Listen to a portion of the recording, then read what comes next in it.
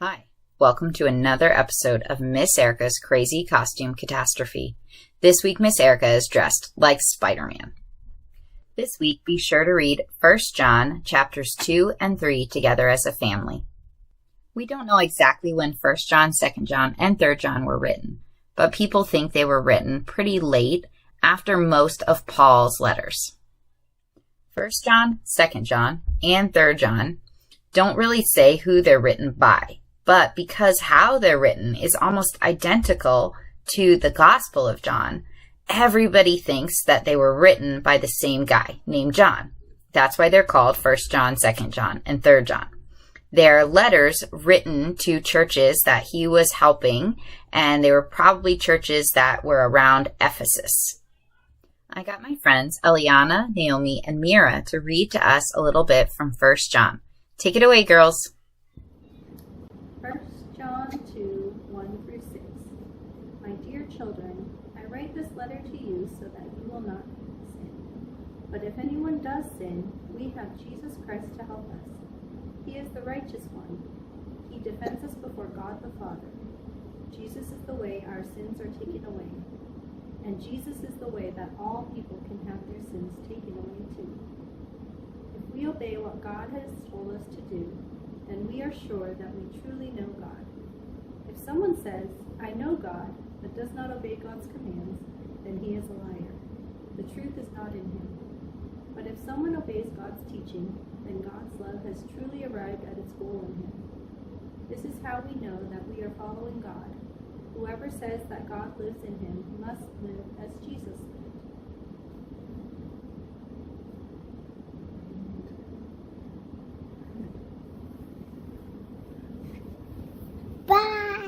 Thanks, girls. John says, don't sin. That's great advice for everybody, isn't it? But then he says, if you do sin, because he knows everybody sins, if you do sin, it's okay because Jesus is our advocate. Advocate is a big word. It basically means your helper or somebody that argues or fights for your case.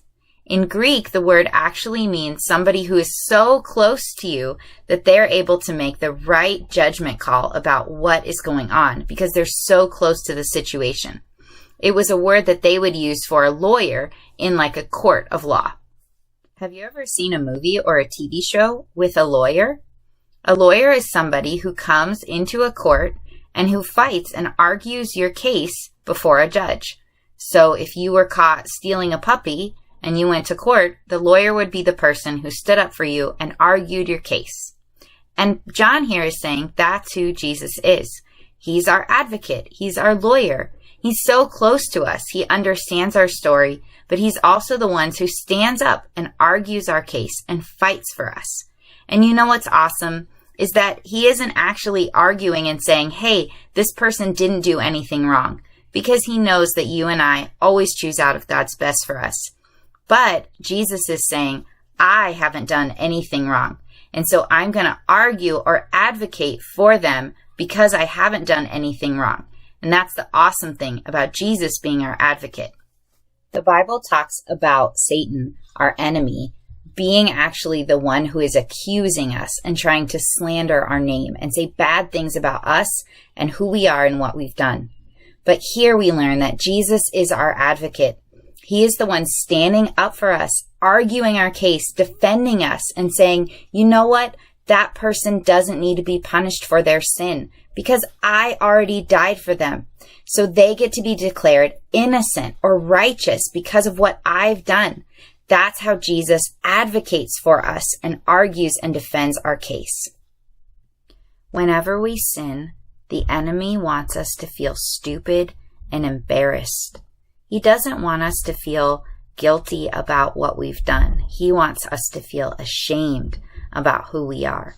And so he lies to us and he yells at us so that we feel stupid and embarrassed. But he does that because he doesn't want us to experience Jesus' wonderful forgiveness. And so these verses are a really helpful reminder that you and I have an advocate, and his name is Jesus. He is standing up very close to us, defending our case, shouting in our defense, standing up for us, advocating for you and me. and saying, this person is awesome, not because of what they've done, but because of what I've done. And so now I declare that they're not guilty because I already took the punishment for all of their sin. That's what makes Jesus the perfect advocate for you and me. This week, grab a piece of paper and something to write with. First, I want you to draw a picture of Jesus. Think about what you think Jesus looks like and draw him on your piece of paper.